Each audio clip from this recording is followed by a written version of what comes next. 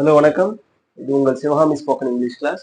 இன்னைக்கு நம்ம ஸ்போக்கன் இங்கிலீஷ்ல அதாவது இந்த கம்ப்ளீட் கிராமர் ரூல்ஸ் இங்கிலீஷ் லாங்குவேஜுடைய கம்ப்ளீட் கிராமர் ரூல்ஸ்ல 2வது நாள் கிளாஸ் பார்க்க போறோம். ஃபர்ஸ்ட் நாள்ல நம்ம பார்த்தது என்னன்னா 2 வார்த்தையை வச்சுக்கிட்டு ஒரு சென்டென்ஸ் எப்படி இங்கிலீஷ்ல மேக் பண்றதுன்னு பார்க்கணும். ஒரு சென்டென்ஸை வந்து நான் எழுதணும், பேசணும். அதை 2 வார்த்தையில வச்சுட்டு எப்படி சொல்லலாம்னு பார்த்தேன். அதுவும் இப்போ நடக்கிற சென்டென்ஸை வந்து நான் 2 வார்த்தையில வச்சுட்டு எப்படி சொல்லலாம்னு சொன்னேன். சரிங்களா? உதாரணத்துக்கு கோ அப்படின்னு ஒரு வெர்பு இருக்கு, வெண்ட், கான் அப்படின்னு 3 வெர்பு இருக்கு. ஸோ இப்போ இந்த 2 வார்த்தையை வச்சு பேசும்போது ஃபர்ஸ்ட் இது பிரசன்ட் டென்ஸ் வெர்பா, நிகழ்கால வினை சொல்ல. இது வந்து பாஸ்ட் டென்ஸ் வெர்பு. இது வந்து கடந்த காலத்துல நம்ம ஒரு ஒரு செயலை குறிக்கிற ஒரு வார்த்தை. அது கடந்த காலத்துல நடந்து முடிஞ்ச செயலை குறிக்கிற வார்த்தை. இது வந்து பாஸ்ட் பார்ட்டிசிபிள்னாலே இது வந்து அடுத்துதான் நம்ம பார்க்கலாம். இது என்ன நான் சொல்றேன். ஃபர்ஸ்ட் இது வந்து இப்போ நடக்கிற ஒரு செயலை குறிக்கிற வார்த்தை. இது வந்து கடந்த காலத்துல ஒரு நடந்து முடிஞ்ச செயலை குறிக்கிற வார்த்தை. அவ்வளவுதான். அப்படிதான் வச்சுக்கீங்க. சரிங்களா? இது வந்து நீங்க ஸ்கூல்ல படிச்ச வெர்பு டேபிள். கோ, வெண்ட், கான். அதாவது கோ வந்து பிரசன்ட் டென்ஸ், அதோட பாஸ்ட் டென்ஸ் வந்து வெண்ட், கோவோட பாஸ்ட் பார்ட்டிசிபிள் வந்து கான் அப்படின்னு வச்சுக்கோங்க. இது தமிழ் அப்படியே பார்த்தோம்னா கோன்னா போ, போனா ஒரு செயல். இப்ப இது எப்படியுமே இந்த ஃபர்ஸ்ட் பிரசன்ட் டென்ஸ் வெர்பு எல்லாமே ஒருத்தவங்கள ஆர்டர் பண்ற மாதிரி வரும். அது கட்டளையா போ, வா, நில்லு, எழுது, உட்காரு, படி அப்படின்னு சொல்ற மாதிரி வரும். சரிங்களா? அப்போ கோ, வெண்ட், கான். ஃபர்ஸ்ட் நம்ம இந்த 2 வார்த்தையில வச்சு பேசும்போது லாஸ்ட் கிளாஸ்ல எப்படி பார்த்தோம்னா இப்போ நடக்கிற ஒரு செயல், தற்போது நடக்கிற ஒரு செயலை பத்தி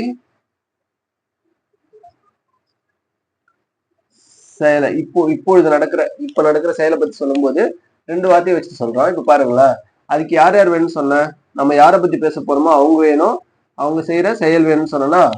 சோ நம்ம யாரை பத்தி பேசலாம்னா நான் என்ன பத்தி பேசலாம். இங்க சப்ஜெக்டா என்ன வரும், நான் யாரை பத்தி பேசுறேன்னா அவங்க தான் சப்ஜெக்ட், அவங்க செய்யற செயல் தான் வருது. சரிங்களா? இப்போ நான் சப்ஜெக்ட் என்னென்னலாம் வரும், ஐ வரும், வி வரும், யூ வரும், தே, அப்புறம் ஹி, ஷி, இட், இது எல்லாமே வருமா? இப்போ ஐன்னா நான் தமிழ்ல, வீன்னா நாங்க, நாங்கன்னா 2 2க்கு மேல, யூனா நீ நீங்க, யூனா ஒரு ஆளு சொல்லலாம், இல்ல நிறைய பேர் இருந்தாலும் அவங்களே சொல்லலாம், நீ நீங்கன்னு சொல்லலாம். சரிடா? பேச்சுவார்த்தையில. தேன்னா அவர்கள் அப்படின்னு சொல்லலாம், அவர்கள்னு சொல்லுவோம். இல்ல நம்ம பேச்சுவார்த்தையில அவங்கன்னு சொல்லுவோம், அவங்க அப்படின்னு சொல்லுவோம். சரியா? ஹீனா அவன், பேச்சுவார்த்தையில அவன். ஷீனா அவ, இட்டுனா அது அப்படின்னு அர்த்தம். ஸோ அப்போ இது எல்லாமே இந்த சப்ஜெக்ட் தான் வரும். சரிங்களா? நம்ம யாரை பத்தி பேசுறோமோ அவங்க தான் சப்ஜெக்ட். அப்போ சப்ஜெக்ட் வர இடத்துல ஐ வரலாம், வி வரலாம், யூ வரலாம், தே வரலாம், ஹி, ஷி, இட் அப்படின்ற வார்த்தைகள் எல்லாமே வரலாம். இப்போ பாருங்களேன், ஐன்றதுக்கு எனக்கு பேர் வேணும் இருக்கு. நான் பேர் ஐயை எடுத்து நான் பேரை வச்சு சொல்லலாம். வி அப்படின்றதுக்கு இப்போ நாங்க 2 பேரும் ஆச்சுன்னா எங்க 2 பேருக்குமே பேர் இருக்கு, அந்த பேரை போட்டு சொல்லலாம். யூனா நீங்க அப்படின்னு சொல்லலாம். யூனா நீங்க, அந்த நீங்கன்றது அவங்களுக்கு பேரும் இருக்கு, அவங்க வச்சு சொல்லலாம். தேன்னா அவர்கள். இதுல வந்து நிறைய பேர் இருப்பாங்க, 2 இல்ல 2க்கு மேல இருப்பாங்க. வீலயும் 2 இல்ல 2க்கு மேல இருப்பாங்க. சரிங்களா? இப்போ ஹீனா ஒரு பொண்ணு, சாரி ஹீனா ஒரு பையன், அவன். இந்த அவனுக்கு பேர் இருக்கு. உதாரணமா ஏதாவது ஒரு பேர் வச்சுக்கலாமா? ஷாஷா. ஷாஷா வராது இல்ல, ஏதாவது பேர் வேணும். என்ன பேரா இருக்கலாம்?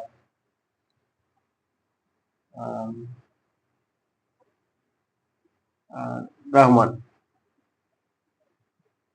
ரஹ்மான். சரிங்களா? ஓகே. அவன்றதுக்கு வந்து அவன்றது அந்த பொண்ணுக்கு வேற பேர் இருக்கலாம், ஷாஷா, சா ஷா. அதுன்றதுக்கு நம்ம எப்பப்பெல்லாம் அது இதுன்னு சொல்லுவோம். அதாவது உயிரினத்தை குறிக்காம, சாரி ஆண் பெண் அப்படின்றத குறிக்காம அதை தவிர மத்த அக்ரிணை பொருட்களை எல்லாம் நம்ம அதுன்னு சொல்லுவோம். ஆனா மனுஷனையும் இப்போ வந்து நம்ம அது அப்படின்னு சொல்ற ஃபார்மெட் எல்லாம் வந்துருச்சு. நம்ம பேச்சு மொழியில சொன்னோம், அது இருக்குல்ல, அது கடைக்கு போச்சு, போயிட்டு இவ்வளவு நேரம் ஆகுது பாரு, அது திரும்பி வரவே இல்லை அப்படின்னு சொல்லிட்டு மனுஷனே சொல்லுவோம். ஆனா அதுன்றது எப்ப யூஸ் பண்ணுவோம்னா உயர்திணையான ஆணையும் பெண்ணையும் குறிக்காம, தாழ்தனை, சாரி அது அக்ரிணை பொருட்களை குறிக்கும் போது நம்ம தமிழ் இலக்கணத்துல அதுன்னு சொல்லுவோம். சரிங்களா? ஓகே. இப்ப பாருங்களேன், இப்போ இந்த ரஹ்மான் அப்படின்றவங்களே எடுத்துக்கலாம். இப்போ நடக்கிற செயலை பத்தி போறேன். ரஹ்மான் என்றவங்களை எடுத்துக்கலாம். இப்போ என்னன்னா இந்த வெர்பு வச்சு நான் பேச போறேன். ரஹ்மான் என்ன செய்யறாரு, இப்போ அவங்க அப்பா கேக்குறாங்க, இப்போ ரஹ்மான் எங்க அப்படின்னு கேக்குறான். அவன் கடைக்கு போறான். ரஹ்மான் கடைக்கு போறான். போறான் அப்படின்னு சொல்லுவோம். ரஹ்மான் கடைக்கு போறான். ரஹ்மான் அப்போ இந்த செயலை அப்ப இவர் செய்யறாரு, இந்த போகிறது அப்படின்ற செயலை செய்யறாரு. அப்போ ரஹ்மான் அப்படி எழுதிக்க வேண்டியதான், கடைக்கு டு ஷாப். இந்த போறான்றது நான் என்ன சொன்னேன், ஒரு லாஸ்ட் கிளாஸ்ல என்ன சொன்னேன், ஒரு சப்ஜெக்ட்ல ஒரு ஆள் மட்டும் ஆண் பாலா வந்தாரு அப்படின்னா, ஒரு பேர் மட்டும் வருதுன்னா அந்த அந்த வெர்புக்கு பக்கத்துல எஸ் பண்ண சொன்னா, அப்போ கோஸ்ன்னு போடக்கூடாது. சரிங்களா? GOES அப்படின்னு வரும். கோஸ் அப்படின்னு வரும். இது வந்து இந்த வார்த்தை மாறக்கூடிய விதத்தை நான் அப்புறம் போற வார்த்தைகளை சொல்றேன். சரிங்களா? ஓகே. இப்போ ரஹ்மான் எப்படி சென்டென்ஸ் போறாரு, ரஹ்மான் எங்க போறாரு, அவங்க அப்பா கேட்கிறாரு. ரஹ்மான் கடைக்கு போறாருன்னு சொல்றத கோஸ் டு ஷாப் அப்படின்னு. அப்போ கோன்றது கோஸ்ன்னு மாறிடுச்சு. ஏன் அப்படின்னா இங்க சப்ஜெக்ட்ல ஒரு ஆணோட பேர் வந்திருக்கு, அவள்னு சொல்லக்கூடிய ஒரே ஒரு ஆள் மட்டும் வந்திருக்காங்க. அப்படி ஒரே ஒரு ஆள் மட்டும் வந்துச்சுன்னா அதுக்கு பக்கத்துல வர வெறுப்பு வந்துச்சு, ஒரே ஒரு வெறுப்பு அதுக்கு பக்கத்துலயே வெறுப்பு வந்துச்சுன்னா அந்த வெறுப்போட இப்ப நிகழ்காலத்துல நடக்கக்கூடிய செயலை பத்தி பேசும்போது அது இஎஸ் சேர்ந்துரும். சரிங்களா? இதுதான் நம்ம லாஸ்ட் கிளாஸ் பார்த்தோம். இதேதான் ஹீஷீட்டுக்கு இந்த ரஹ்மான் எடுத்துட்டு இந்த இடத்துல வேற ஷாஷா எங்கன்னு கேக்குறாங்க. ஷாஷா கோஸ் டு ஷாப். அவளும் கடைக்கு தான் போறா. என்ன ரெண்டு பேருமா கடைக்கு போறாங்க அப்படின்னு சொல்லும்போது, இப்ப இட்டுன்னு போட்டாலும் அது எங்க இருக்கு அப்படின்னு கேட்கும்போது, அப்போ இந்த பேர் வச்சு சொல்ல உதாரணத்துக்கு நம்ம பேச்சு மொழியில சொல்றோம், அது எங்க இருக்கு அப்படின்னு கேட்டாங்கன்னா அது கடைக்கு போயிருக்கு அப்படின்னு சொல்லும்போது இட் கோஸ் டு கடைக்கு போகுது அப்படின்னு சொல்லும்போது இட் கோஸ் டு ஷாப். இப்போ இந்த கோஸ் அப்படின்ற வார்த்தைக்கெல்லாம் என்ன அர்த்தம்னா அந்த செயல் இப்ப நடக்குதுன்னு அர்த்தம். நீங்க பார்க்கும்போது கடைக்கு போகுது.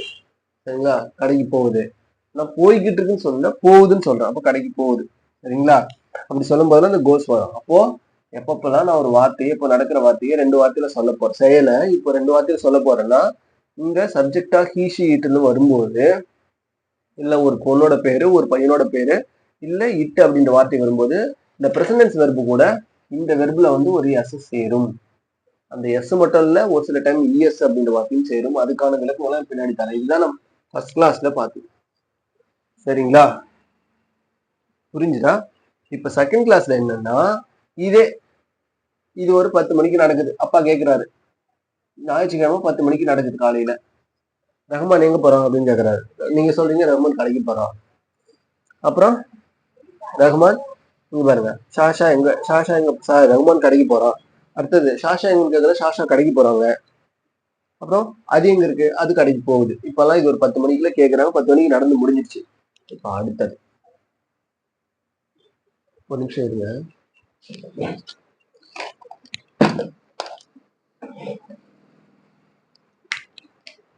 இப்போ அடுத்தது ரெண்டாவதா வந்து இது வந்து 4 மணி ஆயிடுச்சு, ஈவினிங் 4 மணி ஆயிடுச்சு. அப்போ வீட்டுக்கு உங்க ஃப்ரெண்டு ஒருத்தன் வரான். சரிங்களா? வந்திருக்கான். அப்போ என்ன கேக்குறான், டேய் நான் காலையில உங்க வீட்டுக்கு வந்தேன், நீ எங்க போயிருந்த அப்படின்னு கேக்குறான். காலையில உங்க வீட்டுக்கு வந்த, நீ எங்க போயிருந்த, நீ எங்க போன அப்படின்னு கேக்குறான். சரியான வார்த்தை வந்து எங்க போன. அதை நம்ம தூய தமிழ்ல சொல்லும்போது நீ எங்கே போனாய், எங்கே சென்றாய் அப்படின்னு சொல்லுவோம். இந்த சென்றாய் வந்தாய் இதெல்லாம் நமக்கு தேவையில்லை. சரிங்களா? இதெல்லாம் கேட்டா ரொம்ப கன்ஃபியூஸ் ஆகிடும். நீ எங்க போன, அவ்வளவுதான். நீ எங்க போன, அதுக்கு பதில் என்ன வரும், நான் 10 மணிக்கு வந்தேன், 10 மணிக்கு வந்தேன் உங்க வீட்டுக்கு, நீ எங்க போனன்னு ரகுமானை பார்த்து கேட்கறான், இல்ல ஷாஷாவை பார்த்து கேட்கறான், இல்ல அது அப்படின்ற ஒரு வார்த்தையை பத்தி கேட்கறான்னு வச்சுக்கலாம். நீ எங்க போனன்னு வரும்போது அப்ப நீங்க என்ன சொல்லுங்க,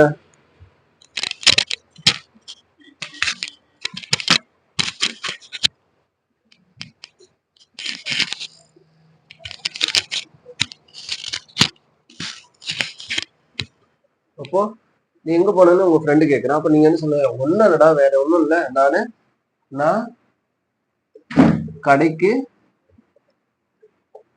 போனேன் அப்படின்னு சொல்லுவீங்க. நானு கடைக்கு போனேன். இது எப்படி சொல்லுவீங்க தமிழ்ல கரெக்டா, சென்றேன் அப்படின்னு சொல்லுவீங்களா, நான் கடைக்கு சென்றேன் அப்படின்னு சொல்லுவீங்க. சரிங்களா? அப்போ இது வந்து 10 மணிக்கு காலையில உங்க அப்பா கேட்டது, நீ எங்க போறேன்னு கேட்டது. உங்க அப்பா கேக்குறாங்க. அப்போ 10 மணிக்கு நடக்குது, இது கேட்டு முடிஞ்சாச்சு. அன்னைக்கு சாயந்தரம் 4 மணி ஆயிடுச்சு. உங்க ஃப்ரெண்டு ஒருத்தன் வரான், நான் காலைல 10 மணிக்கு உங்க வீட்டுக்கு வந்திருந்தேன், நீ எங்க போன அப்படின்னு கேட்கும்போது நான் வந்து கடைக்கு போனேன். அப்ப இங்க பாருங்க, இந்த கடைக்கு சென்றேன், போனேன் அப்படின்னா இது வந்து ஒரு செயல் வந்து ஏற்கனவே நடந்து முடிஞ்சதை பத்தி சொல்லுதா? அப்ப நடந்து முடிஞ்ச செயலால என்ன சொல்லணும்? இந்த வெர்பு டேபிள்ல 2வதா இருக்கிற வார்த்தையை தான் நம்ம எடுத்து போடணும். சரிங்களா? ஃபர்ஸ்ட் இங்க பாருங்க, இது எப்படி? நீ எங்க போறான் அப்படின்னு கேக்குறாங்க. எங்கே செல்கிறான்னு வருமா? செல்கிறான் அப்படின்னு வரும். அப்போ கடைக்கு செல்கிறேன்னு வருமா? பதில செல்கிறேன், இதான் பதில். கேள்வி வந்து எங்கே செல்கிறாய், சாரி எங்கே செல்கிறான். ரஹ்மான் எங்க போறான் இல்ல எங்கே செல்கிறான்னு கேட்கிறாரு. கடைக்கு செல்கிறான்ற வார்த்தை இப்ப நடக்கிற ஒரு செயலை பத்தி சொல்லுதா? ஆனா இங்க பாருங்க, சென்றான் அப்படின்ற ஒரு வார்த்தை வந்து ஏற்கனவே நடந்து முடிஞ்ச ஒரு செயலை முன்னாடி நடந்து முடிஞ்ச ஒரு செயலை பத்தி சொல்லுதா?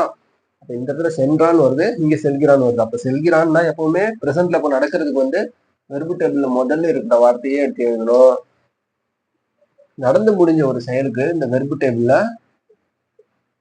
கோ, வெண்ட், கான் இருக்கு.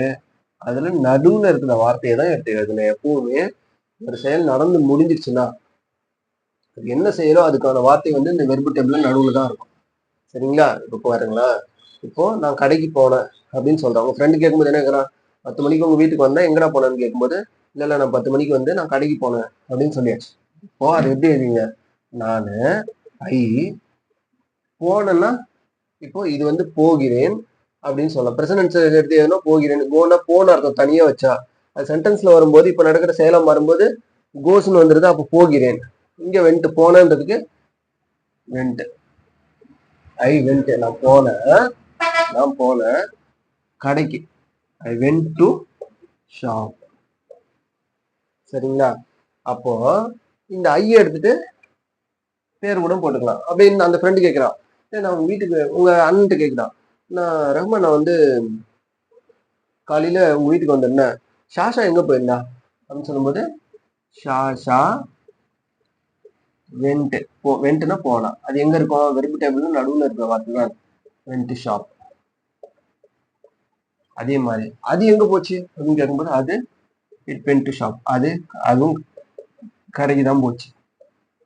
சரியா? இப்போ வார்த்தைகள் மாறுறது புரியுது உங்களுக்கு? இங்க வந்து கோஸ் அப்படின்னு வருது. கோன்ற வார்த்தையை நம்ம சென்டென்ஸ்ல எடுத்து இப்போ நடக்கிற செயல் எடுத்து எழுதும்போது சென்டென்ஸ்ல கோஸ்ன்னு மாறிடுது. எப்பப்பெல்லாம் மாறும்? ஒரு சப்ஜெக்டா ஹி, ஷி, இட் வரும்போது அது பக்கத்துல வெர்பு வந்துச்சுன்னா அந்த வெர்பு வந்தோட இந்த வெர்பு பிரசன்டென்ஸ் வெர்பா தான் இருக்கும். அதோட எஸ் சேர்ந்துரும். சரிங்களா?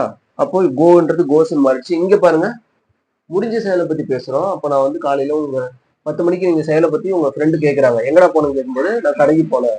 போனேன்ற செல்ல குறிக்கிறது வந்து இந்த நடுவுல இருக்கிற வார்த்தையான வெண்ட் தான் பயன்படும். சரிங்களா? வெர்பு டைம்ல நடுவுல இருக்கிற வார்த்தை தான் பயன்படும். அப்போ நான் ஒரு செயலை செஞ்சு முடிச்சுட்டேன் அப்படின்னு சொன்னா அது எந்த செயல் அப்படின்னு சொல்லிட்டு கடந்த காலத்துல நடக்கிற அந்த செயலை பத்தி சொல்லும் போது வெர்பு டேபிள் நடுவில் இருக்க வார்த்தை எடுத்து போதேன். இங்க பாருங்க, இப்போ ஐ வெண்ட் டு ஷாப், நான் கடைக்கு போனேன். ஷாஷா எங்க போனா? ஷாஷா வெண்ட் டு ஷாப். அதுக்கு அடுத்து இட் வெண்ட் டு ஷாப் அப்படின்னு வந்துருது. ஆனா ஒண்ணு கவனிச்சிங்களா? இப்போ இங்க பிரசன்ட்ல ஒரு இந்த ஹீஷி இட்டுக்கு பக்கத்துல வர்ற வெர்பு வந்து அது கூட எஸ் சேர்ந்து வர மாதிரி வருதா? வெர்பு வந்து கோன்றது கோஸ்ன்னு மாறிடுதா? எப்போ பிரசன்ட்ல நடக்கிற ஒரு வார்த்தையை சொல்லும் போது ஒரு ஒரு சென்டென்ஸ் சொல்லும் போது இப்போ பிரசன்ட் நடக்கிற ஒரு செயலை செய்யும் போது அந்த பிரசன்டென்ஸ் வெர்பு சப்ஜெக்ட் பக்கத்துலேயே வரும்போது அது கோன்றது கோஸ்ன்னு மாறிடுது. இங்க பாருங்க, இந்த இடத்துல கோஸ்ன்னு மாறிடுதா? எப்போ ஹீஷி இட்டு பக்கத்துல அந்த வெர்பு பிரசன்டென்ஸ் வெர்பு போகும்போது. ஆனா இங்க பாருங்க, he went, she went, she went, it went,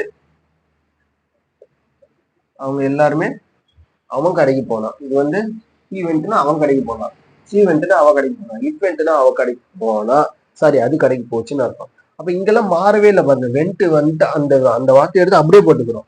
ஆனா இந்த கோன்ற முதல் வார்த்தை மட்டும் பிரசன்டென்ஸ் வெர்பா நம்ம இப்போ நடக்கிற செயலா இருந்துச்சு அப்படின்னா அந்த செயலை செய்யும் போது மட்டும் வெர்பு கூட ஒரு எஸ் சேரும்.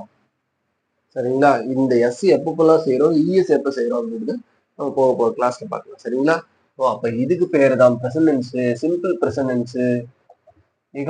நிகழ்காலத்துல இப்போ ஒரு செயல் நடக்குது, அதை 2 வார்த்தையில வச்சு சொல்லணும்னா சிம்பிளா சொல்லணும்னா அந்த இது பேர் தான் சிம்பிள் பிரசன்டென்ஸ். இது ஏற்கனவே நடந்து முடிஞ்ச ஒரு செயலை சிம்பிளா ஒரு 2 வார்த்தையில வச்சு சொல்லணும் அப்படின்னா இந்த சென்டென்ஸ் பேர் தான் சிம்பிள் பாஸ்ட் டென்ஸ். இது ரெண்டுமே எப்படி இருக்கும்? ஒரு சப்ஜெக்ட் இருக்கும், ஒரு வெர்ப் இருக்கும். இது சப்ஜெக்ட் இருக்கும், ஒரு வெர்ப் இருக்கும். எப்போ பதில் சொல்லும் போது மட்டும். நான் இங்க என்ன கேள்வி கேட்கறாங்க, கேள்வி யாரோ ஒருத்தவங்க கேட்கறாங்க, பதிலா வரக்கூடிய வார்த்தைகளுக்கு மட்டும் தான் இந்த பேட்டர்ன். 2 வார்த்தையில பதில் சொல்லணும் போது மட்டும் இந்த பேட்டர்ன் வரும். சரியா? புரியுதா உங்களுக்கு? அப்ப இங்க பாருங்க. அப்போ உங்களுக்கு புரியுதா? இது எல்லாமே சிம்பிள் பிரசன்ட். இதை நீங்க ஒன்னே ஒரு கவனிச்சுக்கணும். என்னன்னா எப்பப்பெல்லாம் நான் ஒரு 2 வார்த்தையில இப்ப பிரசன்ட்ல இப்போ நடக்கிற செயலை பத்தி பேச போறேன் அப்படின்ற பட்சத்துல பிரசன்ட்ல சப்ஜெக்ட்னா என்ன? நான் என்ன பத்தி பேசுறேன்னா அதுதான் சப்ஜெக்ட். அந்த சப்ஜெக்டா I, we, you, they, he, she, it இந்த வார்த்தைகள்லாம் வந்துச்சு அப்படின்னா அதுக்கு பக்கத்துல வெர்பு வந்துச்சுன்னா அந்த வெர்பு இந்த சப்ஜெக்ட் ஹி, ஷி, இட் ஆச்சுன்னா வெர்பு கூட எஸ் சேரும். ஐவி யூதே கூட இருந்துச்சுன்னா எஸ் எல்லாம் சேராது. எடுத்து அப்படியே போட்டுக்க வேண்டியதுதான். அடுத்தது இப்ப ஹி, ஷி, இட் மட்டும் பாத்துருக்கோம். அது மட்டும் புரியுதா? புரியுங்க. அதே மாதிரி பாஸ்ட்ல அந்த இந்த கோ வெர்பு டேபிள்ல கோ வென்ட் கான்றது நடுவுல இருக்கிறது இந்த வெர்பு ஏற்கனவே நடந்து முடிஞ்ச செயலை பத்தி கொடுக்கிற வார்த்தை. அதை எடுத்து அப்படியே போட்டுக்கலாம். இங்க வந்து ஹி, ஷி, இட் கூடலாம் எஸ் எல்லாம் சேர்க்க இல்லை. அப்படியே எடுத்து அதை போட்டுக்கலாம். ஆனா இங்க பாருங்க, ரஹ்மான் கோ அப்படின்றது கோஸ்ன்னு மாறிடுச்சு. ஷாஷா கோன்றது கோஸ்ன்னு மாறிடுச்சு. விட்டு வந்தா கோன்றது கோஸ்ன்னு மாறிடுச்சு. ஸோ அப்போ அது எல்லாமே சிம்பிள் பிரசன்ட். இது சிம்பிள் பாஸ்ட் டென்ஸ்னு சொல்லுவாங்க. அவ்வளவுதான். ஓகேங்களா? ரொம்ப புரிஞ்சிருக்கும்னு நினைக்கிறேன். பாய், டேக் கேர். நாளைக்கு பார்க்கலாம்.